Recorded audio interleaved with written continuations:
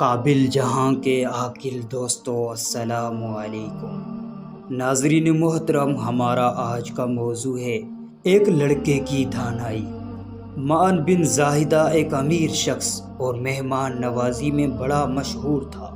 اس کے پاس اس کی دشمن قوم کے کئی ہزار افراد اسیر کر کے لائے گئے۔ اس نے حکم دیا کہ سب کو قتل کر دو۔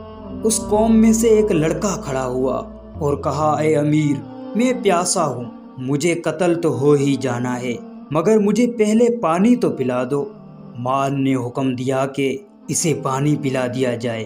اس نے پیالہ ہاتھ میں لیا اور کہا کہ اے امیر، میرے لیے ڈوب مرنے کا مقام ہے اور مروت کا مقام نہیں کہ میں تو پانی پی لوں اور میری قوم پیاسی مرے۔ آپ کی دریا دلی سے توقع ہے کہ ان کو بھی پانی پلانے کا حکم دیجیے۔ چنانچہ سب کو پانی پلا دیا گیا۔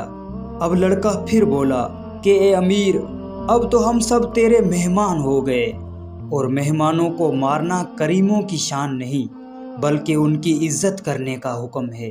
معن لڑکے کی فصاحت و دانائی پر متعجب ہوا اور سب قیدیوں کو رہا کر دیا۔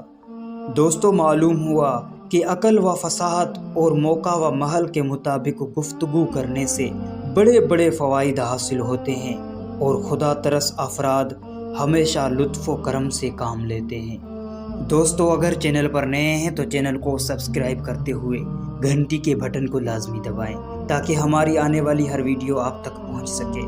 فرقان علی کو دیں اجازت، اللہ نگہبان۔